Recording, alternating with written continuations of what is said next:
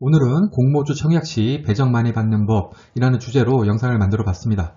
의외로 모르시는 분들이 좀 계시는 것 같고 저도 한번 정리 좀 해볼까 해서 영상을 한번 만들어 봤습니다.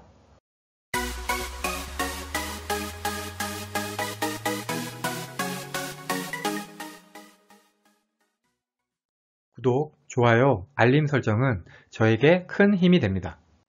공모주는 균등 배정하고 비례 배정으로 나뉘게 되는데요. 통상 반반씩 배정이 됩니다.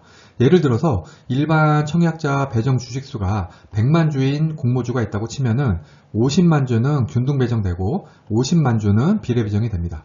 균등 배정은 청약 건수, 그러니까 청약을 신청한 사람, 비례 배정은 청약 증거금, 청약한 돈으로 계산이 됩니다.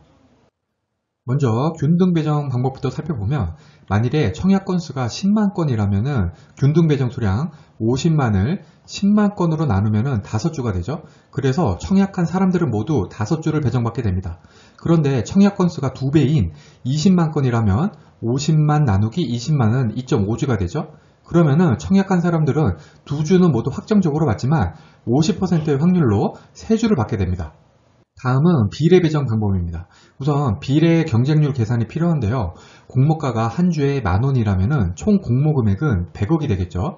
이때 비례 배정은 절반인 50억이 되고 청약 증거금이 1,000억이 몰렸다면 증거금은 50%만 내면 되기 때문에 1,000억 곱하기 2 나누기 50은 40으로 40대 1이 비례 경쟁률이 됩니다. 비례 경쟁률 40대 1의 의미는 40주 청약 시에 한 주가 배정된다는 뜻입니다.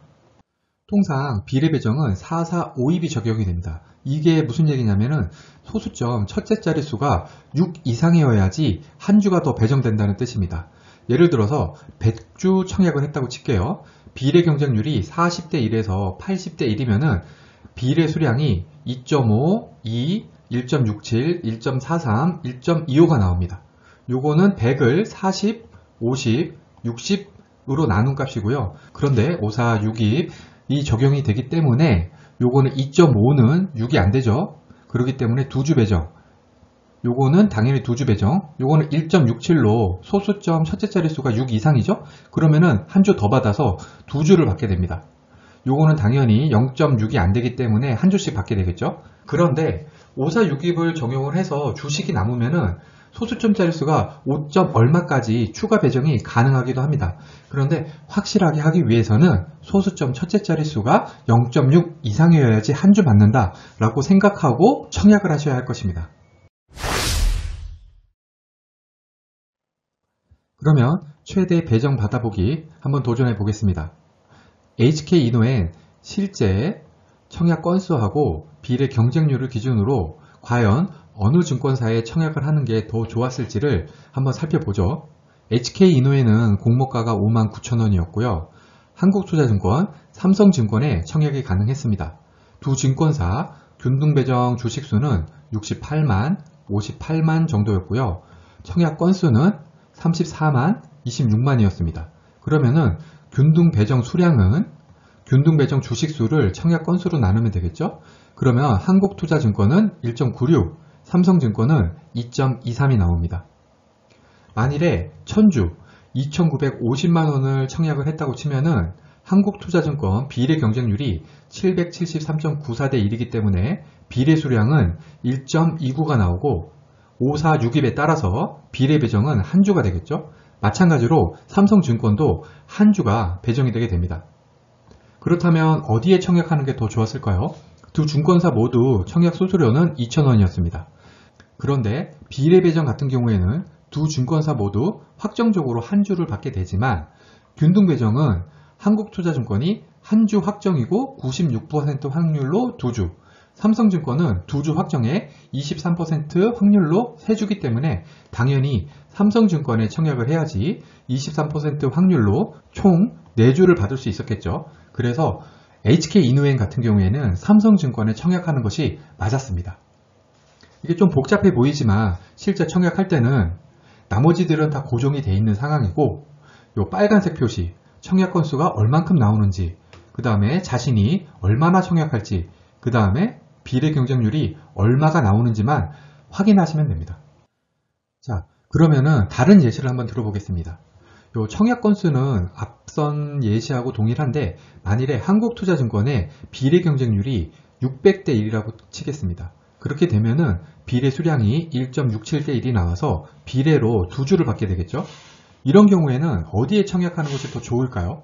한국투자 같은 경우에는 확정으로 3주를 받고 96%의 확률로 4주를 받게 되는데, 삼성증권 같은 경우에는 확정 3주인데 23%의 확률로 4주를 받게 되죠.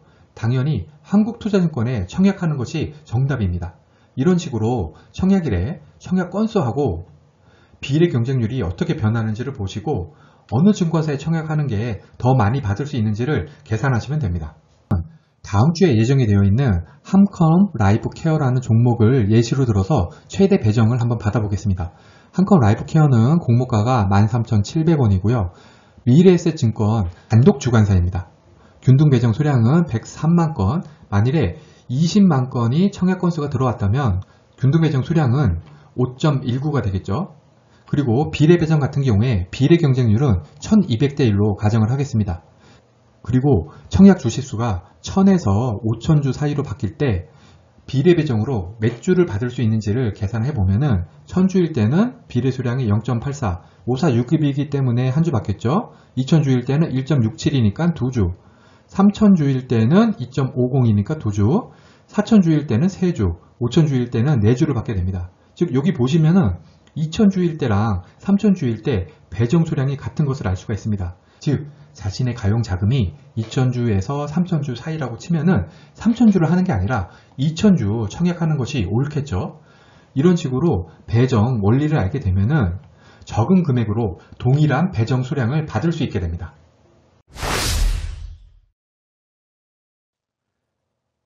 최대 배정을 받기 위해서는 청약 조견표라는 것도 알아둬야 되는데요. 이 표는 한컴 라이프 케어의 미래에셋증권 청약 주수별 청약 단위입니다.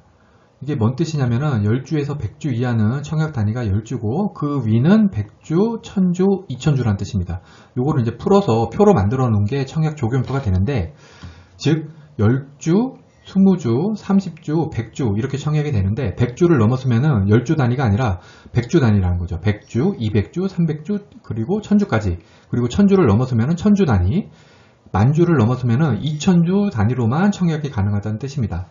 앞선 비례 배정 표에서 사실은 3200주가 청약이 가능하다면은 비례 수량이 2.67이 나와서 3주를 받게 되겠죠. 하지만 3200주가 최적이기는 하지만 조견표상 청약이 3200주는 안 되죠. 즉 1000주, 2000주, 3000주, 4000주 이 중에서 결정을 해야 된다는 뜻입니다.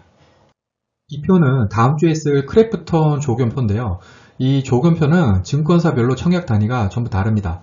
자신의 가용 자금에 따라서 최적 증권사가 달라지게 된다는 뜻인데요. 일단 자신이 가용한 금액이 한 3000주 부근이라고 치면은 NH투자증권 같은 경우에는 청약 단위가 500주가 되겠죠. 그런데 삼성증권은 청약 단위가 200주가 되게 되어 있습니다. 따라서 최적의 청약 건수를 산출하기 위한 거는 삼성증권이 더 좋을 수가 있습니다.